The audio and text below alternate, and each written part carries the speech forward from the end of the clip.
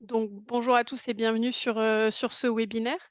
Donc le sujet, c'est de la ferme au restaurant. On accueille, Mélia et Florent, des, résistants et récoltants, qui vont venir, intervenir aujourd'hui sur le sujet. Avant de commencer, on va juste commencer par une petite présentation de FEV parce que tout le monde ne nous connaît pas forcément. Chez FEV, nous, on facilite, l'installation, la transmission des exploitations et l'installation agricole, de la nouvelle génération. Pour ça, on a 2 leviers. On a une foncière solidaire qui nous permet, de, financer, le foncier, donc l'achat des fermes, via l'épargne citoyenne. Donc on va récolter, de l'épargne. Vous avez, des livrets A, des livrets développement durable à la banque, vous ne savez pas trop ce que ça finance. Vous pouvez placer, une partie, de votre épargne, dans cette foncière. Vous avez également la possibilité de faire des cartes cadeaux pour Noël, je le précise au cas où ça pourrait être intéressant. Et donc, concrètement, ça permet d'acheter, les terres agricoles et les bâtiments agricoles pour les jeunes qui veulent s'installer, puisqu'aujourd'hui, l'accès au foncier, c'est, le principal frein à l'installation parce que, les fermes, ça coûte très cher. Voilà, et notre deuxième levier, c'est une plateforme digitale qui s'appelle Lagrange, qui est une plateforme, dédiée à l'installation agricole. Vous pouvez retrouver des contenus, des ressources, des outils, qui est tout, gratuit. Un annuaire également des structures d'accompagnement et tout ça a vocation à faciliter et l'installation donc à la fois pour, se former un petit peu, ouvrir, le champ des possibles sur ce qu'on peut faire, dans ces métiers, de l'agriculture. Et éventuellement trouver sa ferme, financer sa ferme. Voilà, donc ça, c'était pour la petite introduction pour ceux qui ne connaissaient pas FEV. Aujourd'hui, je vais laisser la parole à Mélia et Florent. Donc le thème, c'est de la ferme au restaurant et on va commencer peut-être par toi, Mélia. Est-ce que, tu peux nous présenter et nous parler, des récoltants? Ouais, bonjour à tout le monde. Donc moi, je suis Mélia, j'ai 36 ans, j'habite à Bordeaux.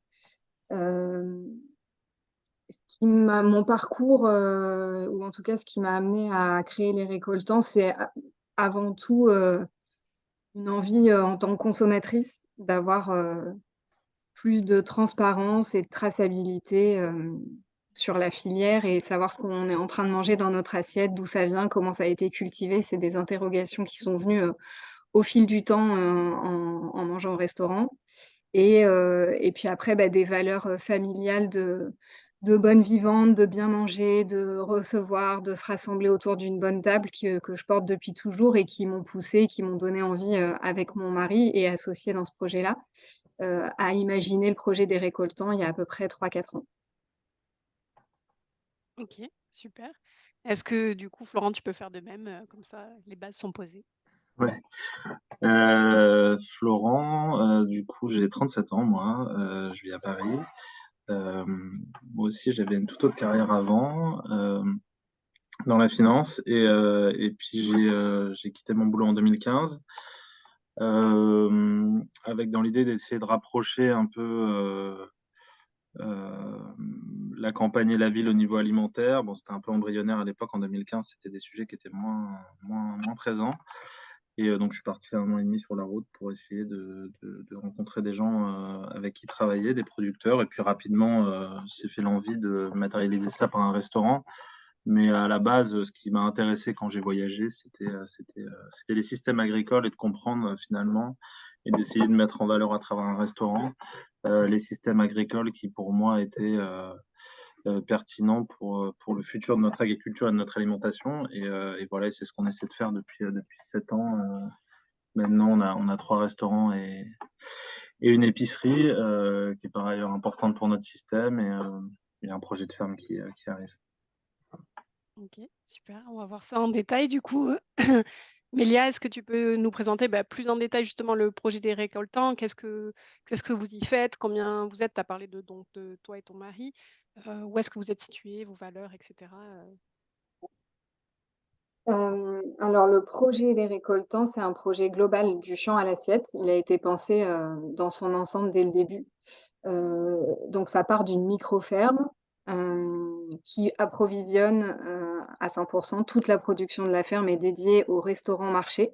Puisqu'en fait le lieu Les Récoltants qui est donc dans Bordeaux à 20 kilomètres de la ferme, C'est un lieu où on peut faire ses courses au quotidien, et partager une bonne assiette. Donc on rentre par l'espace épicerie et on est totalement transparent sur ce qu'on va proposer à manger. On voit avant même d'aller s'installer, à la table du restaurant, tous les produits bruts, les nôtres et ceux de nos partenaires, parce qu'on travaille avec, une multitude de fermes en local dans toute la région Nouvelle-Aquitaine, qu'on est allé rencontrer aussi, avec qui on travaille en direct, et on sait comment, sont élevés, les animaux, comment sont cultivés les légumes, comment sont affinés les fromages, comment sont vinifiés les vins et cetera.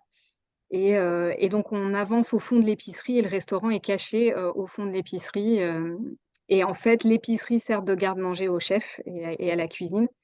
Donc le menu va changer, au fil des saisons bien sûr, mais un peu plus régulièrement que ça parce que ça va être surtout au fil des récoltes.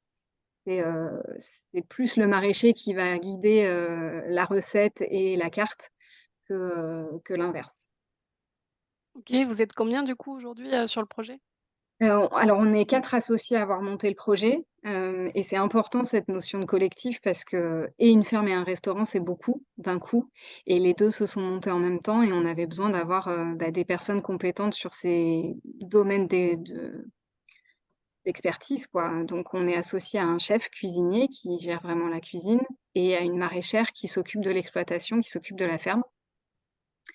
Et mon mari et moi, on est un peu entre les 2 comme Florent, c'est une reconversion et on a plutôt une formation d'école de commerce tous les 2 et on est là pour, s'occuper de tout ce qu'on ne voit pas, tout l'administratif, les ressources humaines, la compta, les approvisionnements, les commandes, et puis donner un coup de main opérationnel et au restaurant et à la ferme, parce que c'est que la première année. Le restaurant a ouvert, l'été de 2022, il y a 1 an.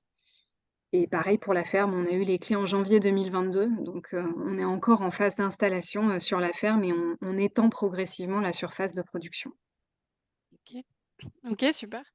Et toi, du coup, Florent, combien vous êtes sur le projet? Enfin, est-ce que tu peux nous en parler un petit peu plus, en détail? Tu veux dire en associé ou au global ou? Ouais, en associé, au global, justement, combien vous étiez au début et maintenant, combien vous êtes? On a commencé au tout début, moi j'ai commencé l'histoire tout seul. Après il y a Clément qui a été le premier chef au Résistant, qui est resté 6 ans après et qui a été mon associé donc pendant 6 ans. Donc on a commencé par le restaurant Les Résistants qui a ouvert en janvier 2017 et voilà, au fur et à mesure des aventures, là aujourd'hui en associé actif, on va dire, après il y a des gens qui ont mis un peu d'argent, mais en associé actif, je suis tout seul. Et on est entre 45 et 50 salariés sur les 4 lieux. OK. Oui, c'est vous, ça vous avez un peu plus de recul, vous avez, Oui. plusieurs restaurants et cetera, donc forcément vous Mmh. êtes, une plus grosse équipe. Ouais. Et donc vous avez tous les 2 un modèle un peu différent. Alors, toi, Mélia, tu le disais tout à l'heure, vous avez, monté la ferme et le restaurant en même temps. Toi, Florent, est-ce que tu peux nous dire un peu comment vous avez fait, construire le projet et comment vous l'avez fait, évoluer?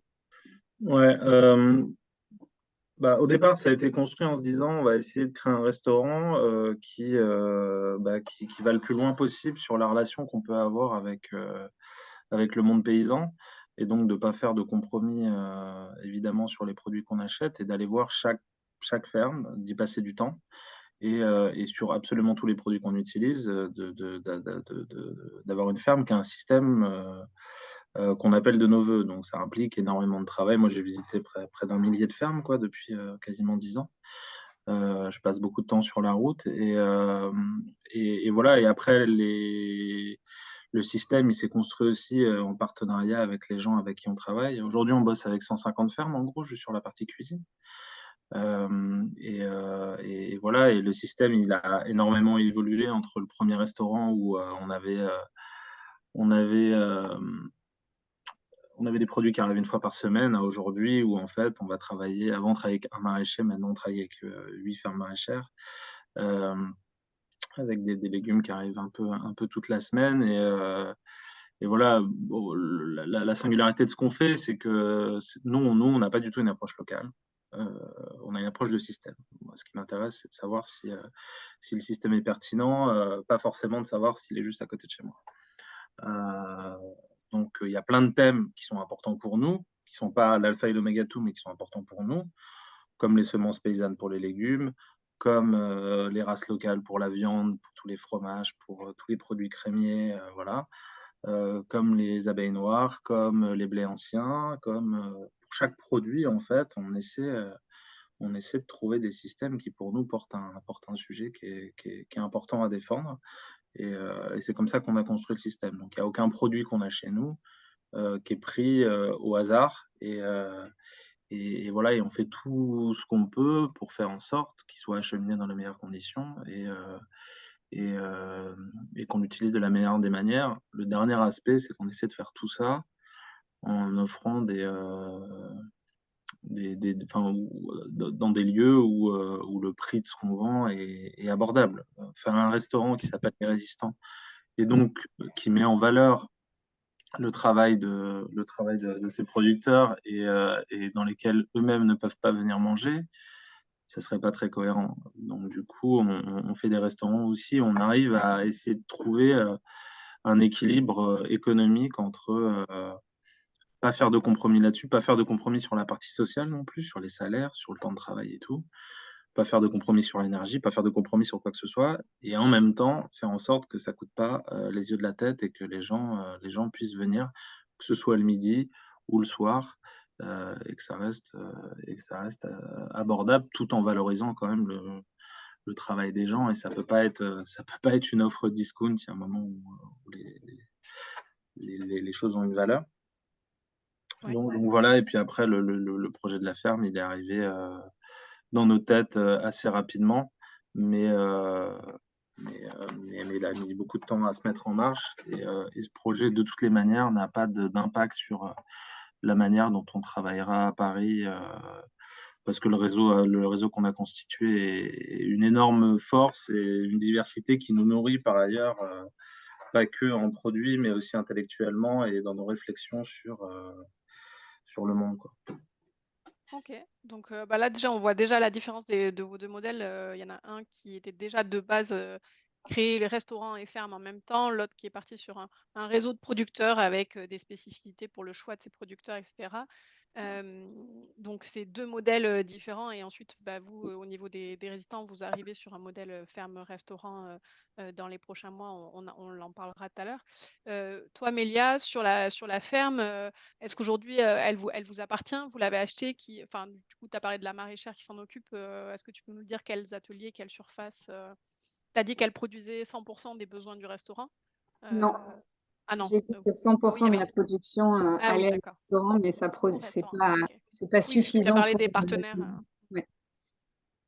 Et ça, c'est un choix aussi, hein. C'est évidemment la part que va prendre la production de la ferme dans tout ce qu'on achète à côté va être de plus en plus importante, mais on n'a pas du tout une volonté d'être autosuffisant ou ouais, autarcique OK. parce que il y a des questions de terroir, il y a des légumes qu'on cultivera pas bien dans notre terre et qu'un maraîcher d'à côté va très bien réussir et donc on va plutôt privilégier donc en fait, c'est plus une entente, générale avec les maraîchers avec qui on travaille pour, travailler des variétés différentes, des espèces différentes et pouvoir proposer le plus de diversité possible, parce qu'il y a aussi cette volonté de pédagogie, de sensibilisation du consommateur à pas manger des légumes standardisés et tous identiques, à refaire découvrir des variétés anciennes, oubliées, voilà, nous, autour de Bordeaux, on a, la galeuse des Innes, qui est une courge, un peu oubliée qu'on recultive à la ferme ou le l'artichaut de Mâcon qui est, une spécificité locale aussi. Donc on a cette volonté-là de perpétuer des espèces, et des variétés anciennes qui sont un peu en train de disparaître. OK. Puis on travaille beaucoup les aromatiques, les fleurs comestibles, voilà, tous ces produits très frais et fragiles qu'on peut cueillir et emmener directement, au restaurant dans la matinée même pour que ce soit servi, dans la journée, le midi ou le soir, quoi. OK et donc la ferme, elle est sur, tu disais, elle est sur quelle surface? La ferme, elle fait 8 hectares, mais on n'a qu'1 hectare cultivé pour le moment. OK. On se laisse de toute façon de la place pour des rotations de culture, pour créer tout un écosystème, donc on cultivera pas les 8 hectares, hein. On a planté beaucoup de haies, champêtres et comestibles un peu partout pour, redessiner l'espace qui était en fait une prairie, une prairie en jachère pour une partie et une vigne arrachée pour une autre partie, donc on laisse aussi, respirer et dans laquelle on a semé des engrais verts pour l'instant, le temps que le sol se restructure un petit peu sur cette partie-là. Et on n'est pas propriétaire de la ferme, c'est un fermage. D'accord, OK. Mmh. Et du coup, aujourd'hui, vous avez que l'atelier maraîchage. Est-ce que vous allez faire, des ateliers d'élevage, par exemple? C'est un Alors peu on dans vos a classes, mais donc c'est principalement du maraîchage, certifié bio et on a un atelier de poules pondeuses. OK. Pour la partie épicerie aussi, on vend nos œufs en direct à l'épicerie et on a planté des petits fruits et on va planter un verger cet automne. Donc ça va se diversifier au fur et à mesure du temps aussi pour, vraiment, recréer une micro-ferme diversifiée, comme ce qu'on faisait dans tous les villages, il y a encore, 50 ans en arrière, quoi. Oui, parce que comme tu Après l'as dit, ça fait pas très longtemps, donc forcément, il faut oui, le temps de redonner de la vie au sol, à la voilà, suite. exactement. C'est aussi un projet qui va évoluer au fil du temps. C'est que la première année, de vie du projet. OK. Et toi, du coup, au niveau, Florent, au niveau de la ferme, pourquoi vous aviez fait le choix au départ de partir, sur les producteurs? C'était suite à ton tour, de France et que vous Oui, oui, étiez au tout dé plus au ouais, au tout départ, j'ai pas envisagé de faire une ferme, pour moi, enfin voilà, c'était pas du tout le projet initial, et après en fait, à force de rencontrer des gens, il y a plein de choses que tu trouves intéressant et tu comprends aussi, il faut pas se le cacher, tu comprends aussi,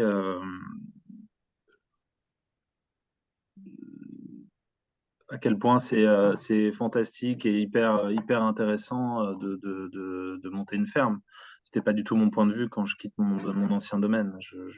Voilà, c'est un monde que je connais pas du tout, donc en fait, cette idée de monter une ferme, elle a mûri au fur et à mesure, et déjà mettre en place ce qu'on a fait, aux résistants au tout départ, c'était déjà, ça avait pas été fait et c'était déjà suffisamment compliqué à mettre en place pour pas se rajouter ça. C'est venu vraiment dans un second temps, il y a 3-4 ans, où on commençait à mieux comprendre aussi, comment on pouvait intégrer ça et l'intérêt que ça avait. On créait pas des lieux pour créer des lieux, on créait des lieux, heu, qui ajoutent quelque chose à notre tout petit écosystème. On va pas faire de nouveaux restaurants à Paris, ça aurait pas d'intérêt, mais on a fait une épicerie, pas juste parce que ça nous faisait plaisir de distribuer, des produits, mais parce que ça avait du sens, dans la manière dont pouvaient fonctionner nos restaurants, en concordance avec cette épicerie. Nous, par exemple, on a très, très peu travaillé, et ça répond à une question qu'il y avait là, dans le chat. On travaille vraiment en fonction de ce qu'on reçoit, et il faut que logistiquement ça ait du sens. Travailler des fraises ou des pêches ou des choses comme ça, étant donné les faibles volumes qu'on faisait dans les restaurants, même si c'est des restaurants où on fait 120 couverts jour, voilà, dans la semaine, on va passer 10 kilogrammes de fraises, faire venir 10 kilogrammes de fraises, c'était impossible. Sauf des fraises qui étaient faites par des maraîchers, eux-mêmes, mais tous les petits fruits et en tout cas les marchés avec qui on bossait faisaient pas de petits fruits, et surtout les fruits arboricoles, on va dire, d'été, on ne pouvait pas les faire venir. Bon, bah, voilà, à l'épicerie, on va faire 100-120 kilogrammes de fraises, dans la semaine, et donc logistiquement, là, ça nous aide à faire quelque chose de plus pertinent, et c'est vrai pour le fromage, c'est vrai pour plein de choses. Donc l'épicerie, c'est une pierre qui est importante pour rendre le tout cohérent, et notamment au niveau logistique, et ça nous permet aussi d'être moins dans l'improvisation qu'on l'a été, où chaque jour, chaque service, la carte devait changer. Ce qui est sympathique, hein, comme ça, mais qui crée, pour avoir une expérience régulière et compte tenu du fait que les clients ne valorisent pas la singularité de notre système, et bah, ils vont pas comprendre le fait qu'on soit pas super régulier comme le restaurant d'à côté qui commande chez Tawar d'Avenir ou à Rungis. Et donc du coup, l'épicerie, elle nous permet, d'avoir une plus grande régularité parce qu'on n'a plus un maraîcher, mais 8. Donc s'il y en a un qui a eu un problème sur ses carottes, bah, peut-être qu'il y en aura un autre qui en aura, et ça nous permet du coup voilà, d'être un peu plus régulier dans ce qu'on fait et c'est pas un gros mot de le faire, donc voilà. Certains vont nous considérer comme gros parce qu'on est 50, mais en tout cas, pour faire en sorte que moi, Arthur, on se paye et faire en sorte que tout fonctionne et qu'on puisse offrir aux salariés des bonnes conditions de travail et aux producteurs, hem, aussi des partenariats qui leur vont et pas leur faire, comme 99 des restaurateurs qui travaillaient avec des producteurs, c'est-à-dire leur commander 3 carottes et 2 courgettes, et puis passer tout le reste par un grossiste. Et bah, pour faire ça, il fallait qu'on atteigne cette taille. En tout cas, c'est notre petit système. Mais c'est ce qu'on disait un peu en off avec Mélia juste avant. C'est que notre système, c'est pas forcément un exemple. C'est notre système, on l'a construit comme ça, et il a cette réalité-là, parce qu'on s'est imposé toutes ces contraintes et l'envie de faire les choses comme ça. Mais c'est pas. Oui, et après, on est là, enfin, les gens qui sont là, c'est aussi pour s'inspirer de ce Oui, style oui, de voilà, modèle et ça pas peut être une forcément, inspiration, mais c'est pas. dupliquer. Je vous conseille pas de faire la même chose. Mais on voit que quand même dans les 2 modèles, vous aviez des modèles différents et pourtant l'épicerie, c'est quand même apparemment quelque chose qui aussi est important dans les 2 façons de fonctionner. Mais qui impose beaucoup d'autres contraintes, et ça en revient Ouais, un peu à ce que disait Mélia, c'est que nous, on l'a ouvert en juin 2022. Et enfin, les clients n'ont absolument rien à voir avec les clients d'un restaurant, et on a mis du OK. temps à le comprendre.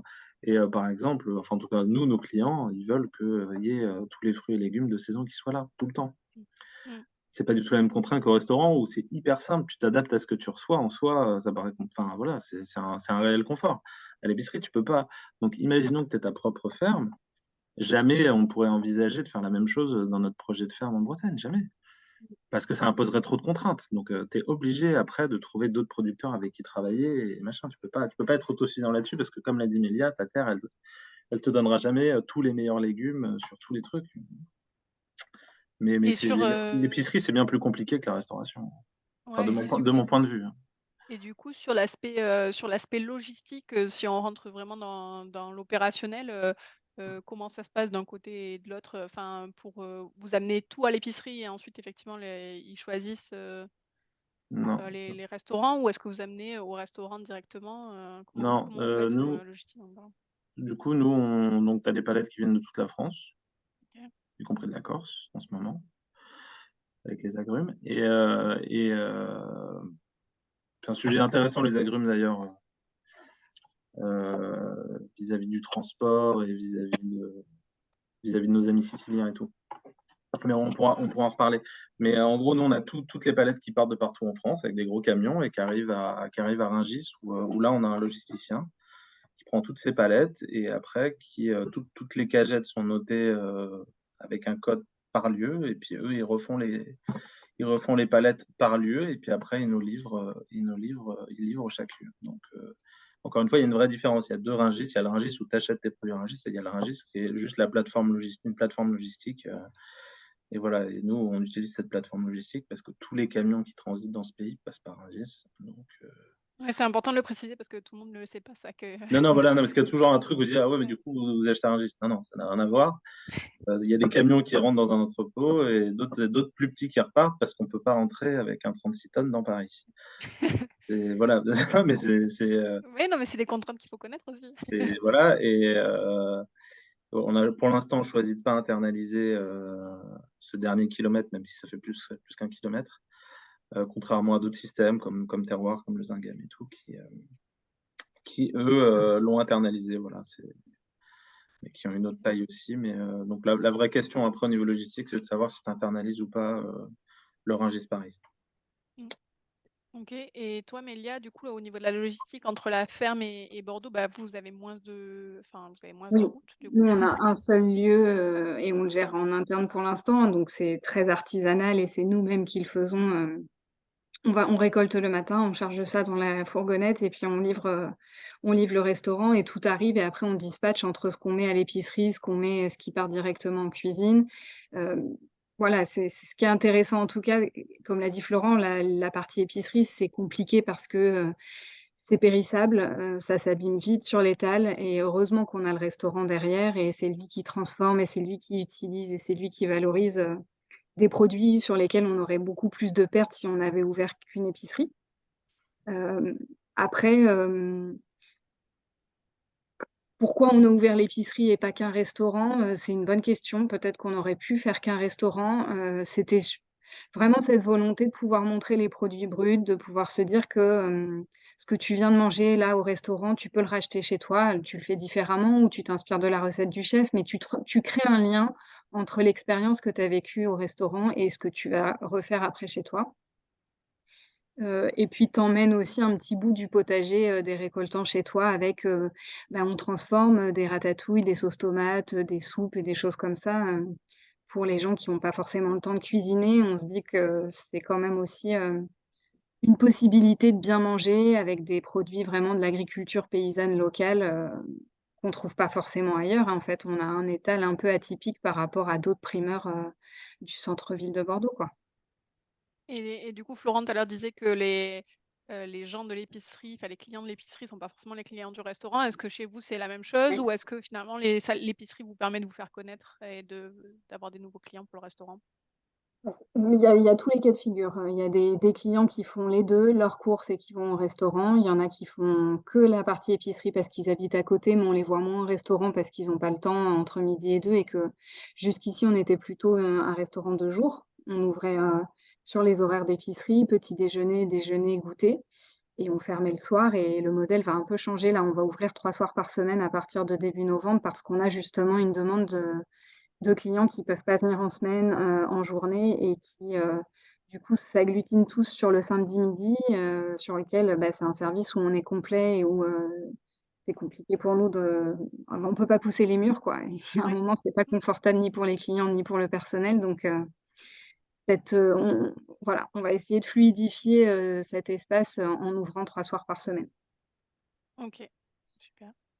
Et Et après, et on a quand même l'approvisionnement des autres, fermes.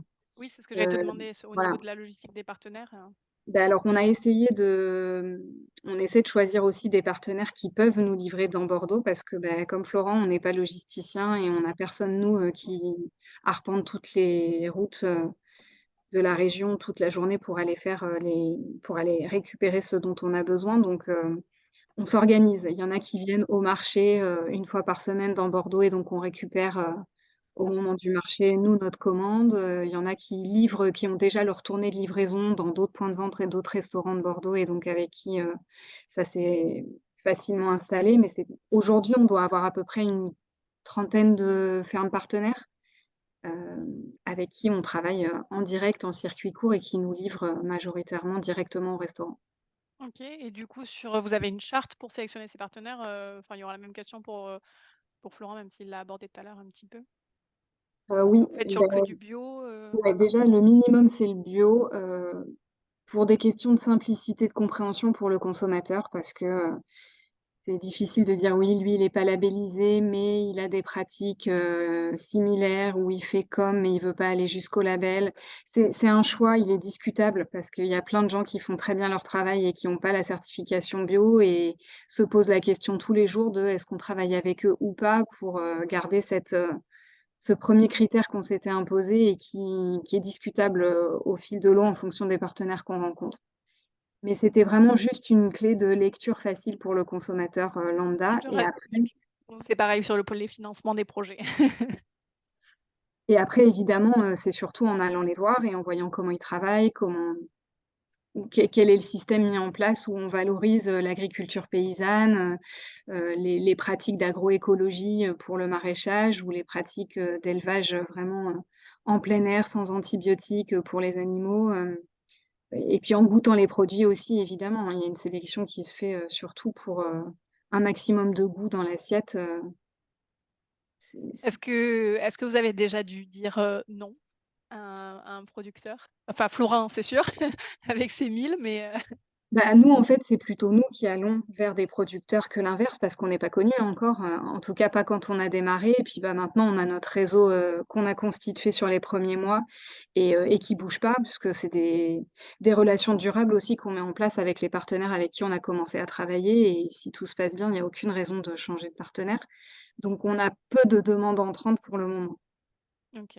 Et toi Florent, du coup, je suppose que vous avez dit souvent non, mais ça doit pas être évident aussi de gérer, cette façon. Non, parce que tu vas pas en enfin, tu rencontres quelqu'un après, Après, en fait, il y a eu beaucoup de gens avec qui on n'a pas travaillé, surtout au début, quoi. Des premières années et demie où j'ai tourné, il reste pas grand monde parce que là aussi les critères, bon, on en revient à la question initiale, qui sont les critères. Les critères que j'avais à l'époque étaient peut-être, enfin, ma compréhension du truc était un peu moins fine, donc du coup, et puis il n'y avait pas tout un tas de trucs aujourd'hui qui nous permettent de nous y retrouver, tous les tous les listings que font maintenant les Gab, les Sivam, tout ça, ça n'existait pas à l'époque. Donc en fait, tu y allais vachement bouche à oreille avec des trucs comme Bienvenue à la ferme qui étaient pas hyper pertinents. Euh, donc, euh, donc en fait, c'était pas évident. Et puis après, bah,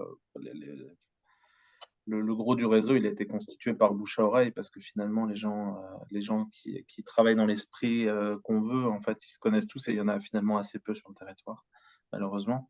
Donc voilà, ça s'est constitué comme ça et maintenant, notre réseau continue à grossir tous les mois. Il y a aussi certains, on a eu beaucoup de gens qui ont arrêté, qui sont arrêtés, soit pour des raisons économiques, soit beaucoup pour des raisons de retraite. Euh, donc ça demande quand même pas mal de renouvellement.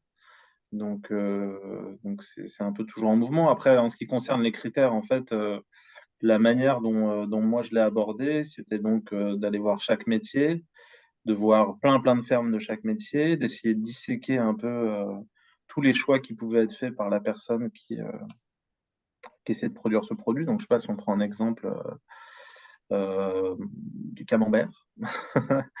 Bah voilà, tu pars de la prairie, tu parles des choix qui sont faits dans la prairie, tu parles du choix de la manière dont l'espace est structuré, parler de haies, de choses comme ça, tu regardes un peu comment l'espace est construit. Évidemment, tous les critères dont je vais parler, tu les apprécies au regard de l'histoire de la ferme. Tu peux pas demander autant à quelqu'un qui vient de s'installer que quelqu'un qui est installé depuis 30 ans. À un moment, il y a des choses, faut pouvoir les mettre en place. Donc voilà, quelle race animale ils choisissent, quelle alimentation, comment le foin est séché, comment. Ça, euh, c'est vrai, ça, c'est pas évident parce que toi, par exemple, que vous n'avez pas forcément de formation, agricole non, mais et bon, après, donc en échange, quoi. il y a Internet pour te préparer, il y a des livres, et puis après, tu rencontres les gens, et avec les gens. Alors, chaque personne pense avoir, enfin, j'exagère un peu, mais pense avoir le bon système. Donc beaucoup de gens sont pas d'accord. Ça peut être des détails, hein, mais tu vas avoir un son de cloche à chaque fois très déterminé sur comment il faut faire ce métier. Après, toi, tu en vois plein, donc tu vois à peu près ce qui marche, et puis après, tu as le produit final. Donc, bon, tu prends le camembert, tu as une dizaine, quinzaine d'étapes, et à chaque fois, il y a des partis pris, il y a des intentions. Et toi, bah, tu mets, soit tu te dis, bon, bah, là, il y a une ligne rouge, là, il y a une ligne verte, c'est des choses que vraiment je veux avoir, des races locales. Il y a quelque chose que je veux vraiment pas avoir, de l'ensilage. Il y a quelque chose que. Voilà, et à chaque étape, tu, euh, tu, euh, bah, tu trouves des gens qui remplissent tous les critères dont tu as besoin. Et après, le bio, moi, je suis du même avis que Mélia. Je veux dire, ça doit être une base. Nous, 95% sont certifiés. Le peu qui ne sont pas certifiés, c'est soit sur il y a des trucs très spécifiques comme les alpages. Où globalement, il y a personne de certifié, ou certaines productions en charcutes. Notamment en Corse. Mais c'est vraiment, et puis encore une fois, vu qu'on constitue des réseaux assez larges, on se permet de prendre quelqu'un qui n'est pas certifié. Si tous les gens qu'on connaît autour et qui le sont nous disent qu'on peut y aller les yeux fermés. Ouais. Il y a un moment, en fait, les gens, ils vont pas te recommander quelqu'un qui est en rupture complète avec leur système. Et toi, après, tu vas sur place. Et au fur et à mesure que tu visites des fermes, tu rencontres des gens. Le gars qui te dit je suis pas en bio, mais c'est comme, tu le repères direct en fait. Ouais. Ça, c'est pas un argument. Si tu as la même chose avec les vins nature et tout, on te dit c'est nature, mais c'est pas bio. Mais non, en fait, l'assertif, pour la plupart des métiers agricoles, c'est pas un sujet économique. Euh, et voilà, après,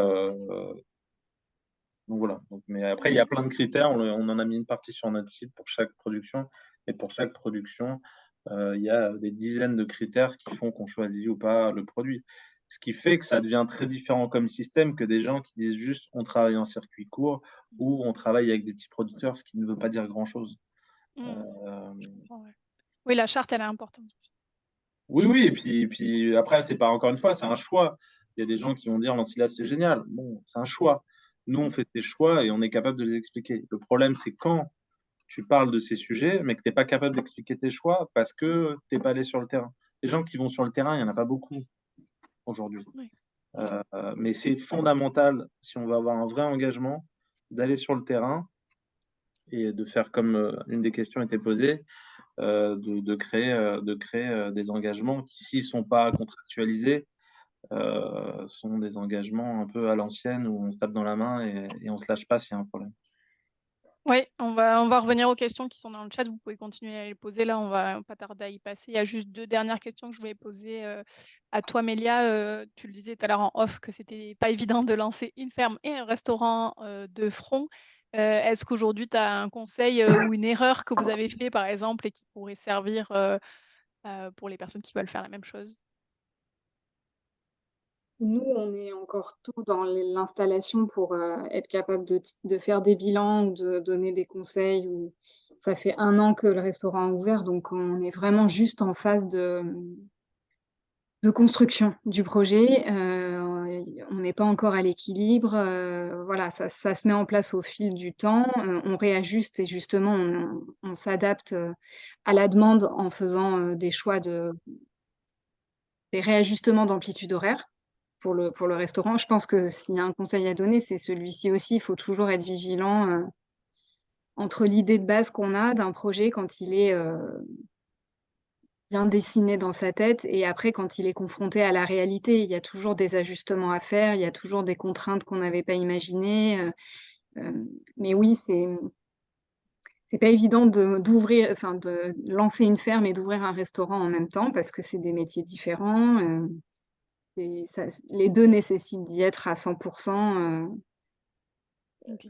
C'est beaucoup de travail opérationnel dans les 2 cas, donc nous, on est vraiment content de l'avoir lancé à plusieurs et d'être 4 associés dans le projet parce que ça permet aussi, que chacun puisse se concentrer sur son métier et que les choses avancent.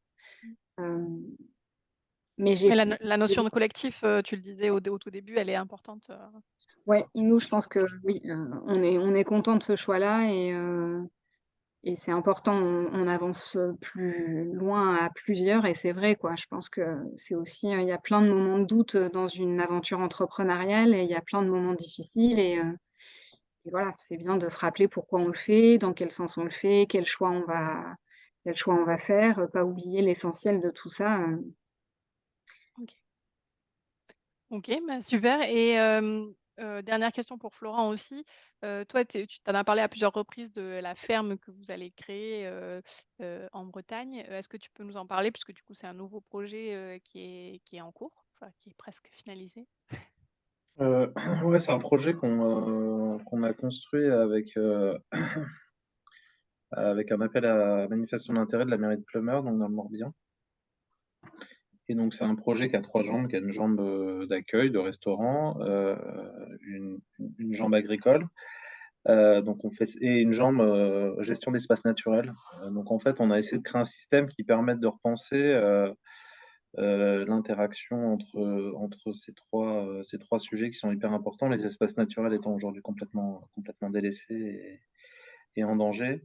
Et donc voilà, par un agent économique qui est le restaurant, de permettre de voir comment on peut créer un petit système à 3 qui fait qu'on arrive à remplir, 3 objectifs. C'est qui est de cultiver et d'élever, heu heu, avec nos valeurs, des animaux et des légumes, heu, d'entretenir et de rouvrir un milieu naturel et de faire en sorte qu'il puisse interagir avec le milieu agricole et de financer tout ça par une activité économique qui est aujourd'hui à plus forte valeur ajoutée que le maraîchage, qui est un restaurant et d'avoir aussi une prise directe, vraiment directe, à quelques mètres entre les champs et la transformation. Parce qu'il y a tout un tas de choses par ailleurs sur lesquelles nous On a travaillé comme la sélection variétale par le goût, donc de semences paysannes. Et voilà, et qu'on aimerait mettre en place. Et ça, c'est assez pratique de le faire avec un lien vraiment quotidien, direct avec le champ. Donc, il va OK. y avoir 1 hectare de maraîchage, en gros, une cinquantaine de, de brebis mères pour les copâturages et quelques cochons et quelques poules pondeuses pour commencer. On a pareil, on a 6 hectares et après, on va probablement récupérer voilà, 10-20 hectares de landes à entretenir, donc ce qui permet d'avoir autant de brebis pour les covoiturages. OK, super. Et du coup, il y a un point que tu as abordé, qui fait l'ouverture sur une question de Mélanie dans le chat, qui était pour Mélia à la base, sur, de savoir si la ferme a vocation à être rentable par elle-même ou justement est-ce que le restaurant et l'épicerie qui, en fait, qui permettent d'avoir un projet global, qui tient sur Ouais, les pattes, quoi? on ne l'envisage pas du tout comme des entités distinctes. Ouais. Et toi non plus, Mélia, du coup, ça fait partie d'un tout, la ferme, elle a pas vocation à être rentable en elle-même? Non, enfin la ferme va pas vendre, à l'extérieur ou, oui, aujourd'hui, c'est, le restaurant qui achète 100 de la production de la ferme et donc bah, par, les volumes, produits à la ferme et nécessaires au restaurant, normalement dans le business plan, ça fait que la ferme est viable au moins pour employer, 2 personnes à OK. terme. De toute Donc ça, façon, c'est quand même, important. le problème fondamental qu'il y a beaucoup en agricole, c'est la valorisation du travail qui est Mmh. fait. Et donc, ça empêche aussi de prendre certains risques. Donc, du coup, et donc nous, on en discutait aussi un peu hors antenne, c'est aussi de poser la question de la rémunération des différents métiers. Est-ce que c'est normal que la personne qui gère la partie agricole soit moins bien payée que le chef de cuisine? Je crois pas. Mmh. Mais si on paye aujourd'hui un chef de culture, entre guillemets, le même prix qu'un chef de cuisine, c'est pas évident. Avec des prix de légumes, si on fait des transactions internes, on va dire qu'on fixe un prix sur le prix des produits, ça va être compliqué de rentabiliser l'affaire. Donc justement, on essaie de faire un pas de côté et de dire bon, bah, est-ce qu'on peut pas créer de nouveaux systèmes? Et c'est pareil pour la gestion des espaces naturels qui, de fait, va être déficitaire. Mais elle va apporter aussi d'autres choses, à la fois à la partie agricole, où on va amender tous les fauchages. Ça nous permettra d'être le gros amendement pour nous pour la partie maraîchage. Et, euh, et, euh, et par ailleurs, il y a plein de choses dans la lande qu'on va cuisiner. Bon, voilà, mais on peut pas. C'est un tout. C'est un projet qui est un tout, et c'est comme ça qu'il faut le penser. Et c'est pour ça qu'on essaie de dire bon, bah voilà, ça peut être aussi un truc où aujourd'hui, pour entretenir, si notre truc fonctionne, pour entretenir les espaces naturels, et ben, les mairies vont pouvoir dire ah bah tiens, la mairie de Plumeur a fait ça avec eux. Bah, peut-être qu'une autre mairie, pour entretenir des dizaines, centaines d'hectares de landes ou d'autres espaces naturels, mettra en place des gens pour créer ce type de système. Voilà. Après, on n'est pas garanti que ça marche, hein. On espère que ça pourra que ça pourra inspirer aussi les collectivités, oui. OK, et après du coup, je continue les questions qui étaient dans le chat. C'était une question de Thibaut qui disait, alors c'était pour Florent: «Est-ce que vous passez un contrat d'engagement avec les agriculteurs, par exemple 2 bovins par trimestre? Est-ce que vous allez voir les bêtes avant l'abattage et cetera? Est-ce que vous choisissez vraiment les produits?» Alors non, le choix des bêtes, non, parce qu'on bosse avec Faites confiance. une bonne quarantaine d'éleveurs, donc je ferai ça toute la journée. OK. Après, au fil des années, nous, on sait ce qu'on veut et eux, ils connaissent leurs bêtes. Donc il y a des périodes d'abattage. C'est aussi un produit saisonnier. Tu fais pas abattre une vache ou un bœuf n'importe quand. Ouais. Donc eux, ils savent ce qu'on veut. Au fil des années, on a quand même testé pas mal de choses. Donc ils savent exactement. Voilà, après, une bête, on arrive à l'apprécier de dehors, même si on est le meilleur paysan du monde. Il y a au bout d'un moment, en fait, parfois, on est agréablement surpris ou on est déçu. Après, en ce qui concerne les engagements en termes de nombre de bêtes, cette année, par exemple, on a fait un calendrier d'abattage sur l'année. C'est très compliqué, en fait. Il faut vraiment que ton activité soit ultra stable. Donc, c'était une demande mutuelle, hein. Nous, on voulait être beaucoup plus organisés et eux voulaient avoir plus de visibilité sur ce qu'on allait prendre. Sachant qu'il y a beaucoup d'éleveurs en bovins qui n'ont la capacité, qui font 5-6 bœufs par an et qui n'ont la capacité d'en faire qu'un avec nous. Parce que par ailleurs, ils font de la vente directe. Mais voilà, pour être très honnête, on vient de faire le test sur 2023, là. C'est pas probant. C'est pas probant parce que ça a été une année un peu compliquée en termes d'activité.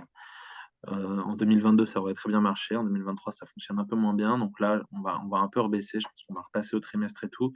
Néanmoins, en gros, on se donne des fourchettes avec les producteurs de savoir si on fait entre un et deux bœufs et machin, et puis on communique. Donc, c'est-à-dire que si on sait qu'en fait, ça va être compliqué, eux, il faut qu'ils aient le temps de se retourner pour soit la vendre à quelqu'un d'autre, soit la passer en caissette et tout.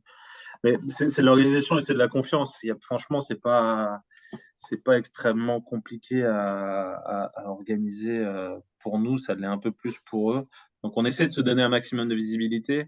Mais si à la fin, ça fait que nous, on a trop de viande et qu'on finit par. Nous, on aime bien quand même cuisiner les légumes et qu'on finit par avoir 2 ou 3 entrées avec de la viande, c'est pas le but non plus. Parce qu'en fait, on a eu trop de viande, parce qu'on avait prévu trop de.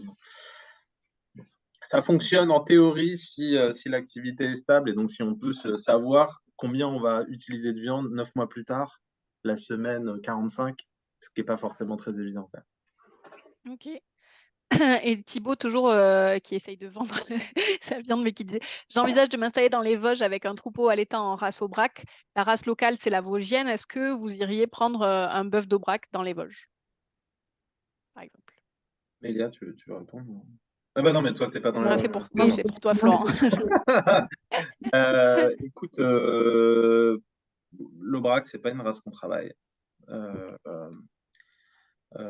Aujourd'hui, tu vas peut-être sauter au plafond, Thibaut, mais on valorise quand même. On essaie de créer des partenariats avec des fermes laitières. Donc, on essaie de construire une valorisation globale au niveau de la ferme, à la fois sur les produits à faible valeur ajoutée comme le beurre ou la crème, à la fois sur les produits à forte valeur ajoutée. On travaille beaucoup en Bretagne, donc le gouel ou le fromage blanc et tout, ou les yaourts. Et puis après, des produits qui historiquement sont mal valorisés, même en vente directe, qui sont les vaches de réforme. Et encore une fois, vaches de réforme. Il y a vaches de réforme et vaches de réforme. Les veaux mâles et puis parfois des bœufs. Donc aujourd'hui, je pense qu'une bonne moitié de notre viande, elle provient, en bovin en tout cas, elle provient pas de fermes qui sont sur des systèmes allaitants. Donc voilà.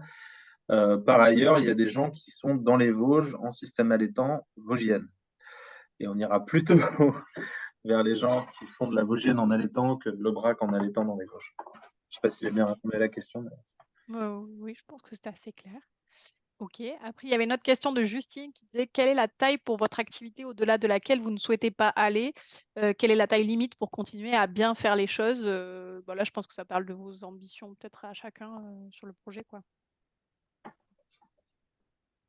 Vas-y, Mélia. Léa?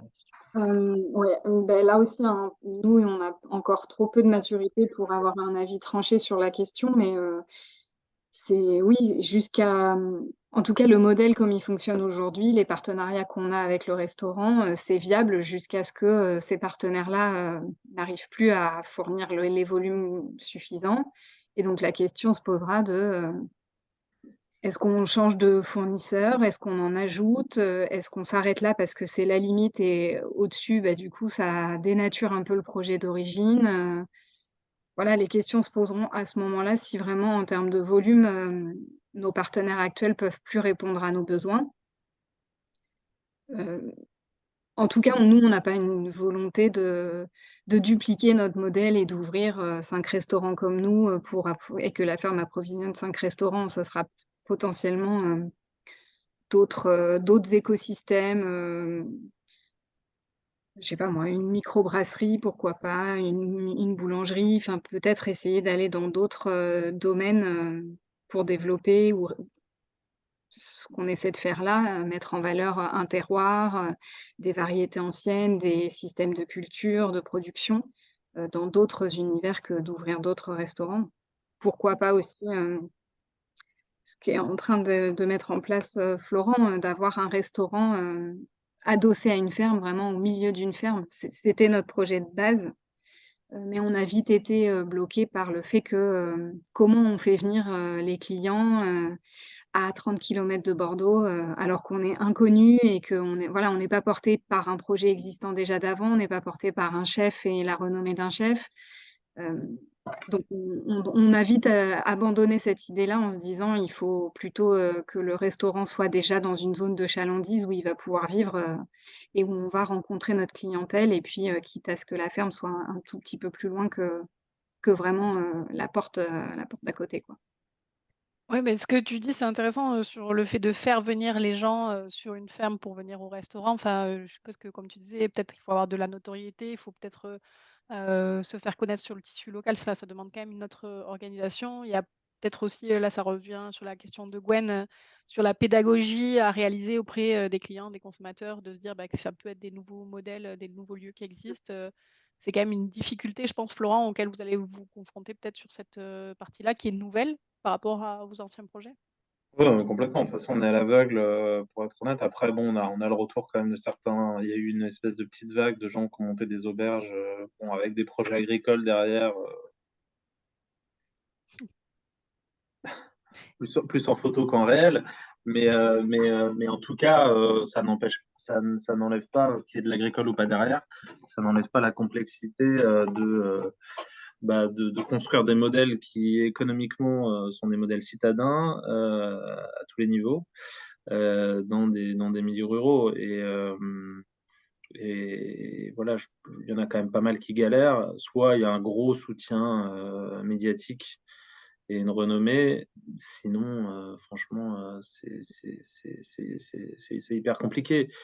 Voilà, nous, on est dans une station balnéaire, à 100 mètres de la mer. Donc c'est un peu différent comme Paris. Et c'est ce que je disais avant, je pense on serait pas allé 30 kilomètres plus loin dans les terres et faire la même chose, jamais. Oui, après, Le risque aurait été trop grand. c'est comme sur l'implantation d'un restaurant. Enfin, je veux dire, la localisation, Ah bah, oui, oui, non, non, mais c'est clair, hein, hyper c'est clair, important. c'est clair, c'est clair. C'est de trouver le bon équilibre où tu achètes pas l'emplacement, délirant, machin, tu achètes le truc juste un peu moins bien. Mais clairement, j'ai un peu plus de recul que Mélia, mais quand on fait les choses à moitié, ça paye pas des masses. Il y a un moment où il faut quand même plutôt, prendre le parti d'aller vers quelque chose de relativement sûr, parce que vouloir faire un bout d'économie et être dans un emplacement moyen, et ben, ça te met rarement dans des bonnes dispositions. Sauf encore une fois, si tu as une plateforme médiatique, importante, ce qui est pas notre cas, quoi.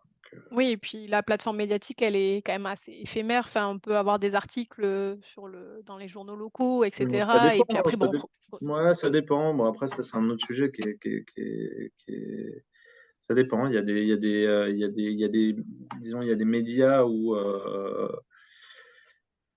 vous êtes, je sais pas, parce qu'il y a pas que les médias français, vous êtes dans un média étranger, dans les, 10 auberges à faire en France, du New York Times, vous allez être oui, rempli. Vous allez être oui, rempli d'Américains, hein, c'est pas forcément ce que vous voulez, mais ouais. je veux dire, ça peut être, bon, et il se trouve que c'est un tout petit monde, donc en fait, c'est toujours toutes les mêmes adresses qui sont dans tous les guides, dans tous les machins, dans tous les trucs. Donc eux, finalement, ils y arrivent bien. Moi, j'avais pris, j'étais allé dans un endroit en Auvergne là, un truc, de très orienté, parisien, vin nature et tout, qui s'appelle l'Auberge du Chassignol. Et moi, ça a été une révélation pour moi. J'ai pas énormément apprécié le lieu, mais par ailleurs, j'étais vraiment au milieu de nulle part et c'était plein tout le temps de gens qui venaient de partout en Europe, pour le truc. Bon, bah, voilà, ils avaient une couverture médiatique énorme et ils étaient remplis dans un endroit, entre guillemets, pas du tout attrayant et très, très, très difficile d'accès. Bon, OK. c'est l'exception qui confirme la règle. Ouais, OK. Juste pour revenir sur la question de Gwen qui demandait, parle de pédagogie auprès des clients consommateurs. Toi, tu avais dit, Florent, au tout début que, les clients, ils valorisaient pas forcément le travail, de la ferme ou vraiment ils viennent quand même parce que vous avez, ce côté, producteur, bons produits et cetera? Je suppose que quand même les gens, ils viennent pas par hasard chez vous, dans les restaurants? Ah, Ouais, les 2, j'imagine. c'est variable. Il y a beaucoup de gens qui, dans notre restaurant L'Avant-Poste, par exemple, on a un vrai problème à ce niveau-là, hein. Les gens ils viennent pas du tout pour ça. Ils viennent pas du tout pour ça, hein? Non, Et là, c'est quoi la marginalement. et du coup, la est-ce qu'il y a au final, Une est-ce qu'il raison? y a besoin de leur montrer ce que vous faites ou finalement, bah, Et ça c'est très marche, dur, en sans? fait, la communication, c'est un vrai sujet parce qu'en fait, on parle sérieusement de ces sujets et donc encore une fois, je disais, on parle de système, on parle de tout un tas de choses. En fait, quand on a monté l'Avant-Poste, on a monté un restaurant pour, mettre en avant le sujet des semences paysannes. On avait fait de la recherche variétale par le goût, comme je l'ai dit, avec un mec qui s'appelait Christophe Coligny en Bretagne et on s'était dit: «Bah, on va faire un restaurant». On voulait faire un truc très végétal, on va faire un restaurant d'application et de recherche sur le sujet. Donc, en gros, on va faire plein de petites assiettes et on va dire: «Bon, bah, la saison de la courgette, il y a 30 variétés de courgettes, on va faire 30 plats différents qui mettent en avant la singularité de chaque population, en fonction du temps». Truc très compliqué, tu vois? Enfin, ça a pas du tout les gens, ils ont dit: «Oui, c'est les résistants plus végétal», mais ils ont pas du tout compris le propos. C'est Mmh. beaucoup trop compliqué, quoi et donc aujourd'hui, nous, on est un peu embêtés parce qu'en fait, à Paris, tout le monde dit: Oui, alors nous, les petits producteurs, gna gna gna, l'engagement, tout le monde est engagé. Ouais, je suis engagé, je suis engagé.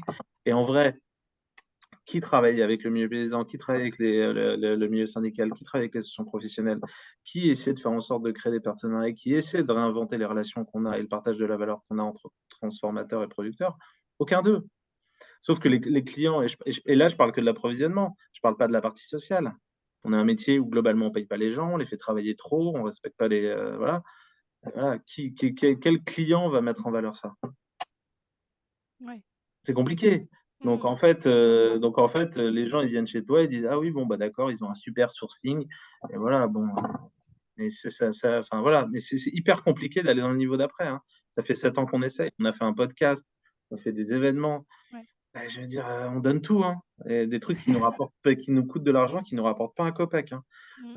Et bon, bah, Ça, c'est plus par le plaisir de partager ce que vous faites et que vous faites bien, quoi. non, non, non, c'est pas que ça. Je veux dire, le Non, il y podcast, a c'est une vraie volonté non, non, militante, il hein. y a une vraie C'est dur de volonté rentrer en militante profondeur dans les sujets, ouais.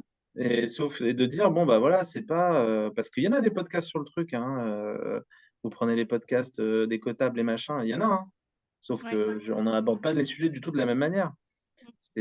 On n'est pas en train de dire que tous les paysans, ils ont un chapeau de paille et que c'est génial. C'est pas du tout le sujet, c'est pas du tout le propos. Nous, Ouais. par l'intermédiaire de nos lieux, on fait de la politique. OK. Sauf que les gens, ils veulent juste venir manger Mmh.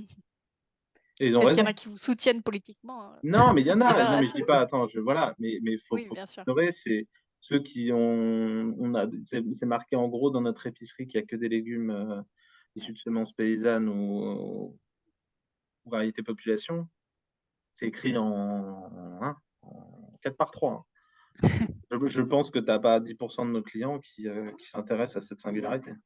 Sinon, ils arrêteraient d'aller à la Biocoop juste après Ouais, je vois. et pourtant, à la Biocoop de l'Ancry, il y a 800 clients jour, on en a 140. Donc Ouais, finalement, la plupart d'entre eux vont quand même aller acheter des mauvais hybrides, à la Biocoop. je vois. OK. Et ben, sur, cette, conclusion militante, on va s'arrêter, là puisqu'il est 13h32. On va laisser les gens manger. Juste, il y avait Gauthier qui demandait, qui était intéressé pour avoir plus d'informations sur la ferme en Bretagne. Je pense qu'on peut vous suivre, sur, les réseaux sociaux et peut-être, sur votre site. Il y aura des nouvelles, bah, de vos Pas tout de suite, projets et pas tout de suite. Il y aura des d'accord. nouvelles, l'été prochain, je pense. Mmh, Une fois OK. que tous Oui, les trucs administratifs seront purgés, tout où là, sera signé. on pourra commencer à communiquer dessus. Mais bon, a priori, c'est pas une ouverture avant le printemps 2025. OK. Bah, dans tous les cas, n'hésitez pas à les suivre sur les réseaux sociaux, comme ça vous pourrez suivre l'aventure, des résistants et des récoltants, et voir un petit peu les projets évoluer. Nous, on a 2 prochains webinaires qui arrivent, qui sont, le 16 novembre et le 17 novembre. Le 16, c'est un témoignage de Simon qui a été financé, par la foncière, qui est donc installé, en Mayenne, en arboriculture, noisettes et cetera. On a un autre webinaire le lendemain, sur pourquoi et comment s'installer en bio en 2023, justement pour soutenir, un petit peu la filière, bio et organisé par Bio Nouvelle-Aquitaine, où il y aura le témoignage de, Jean-Baptiste et Lucas qui sont installés aussi avec FEV, mais pas que, il y aura, d'autres intervenants.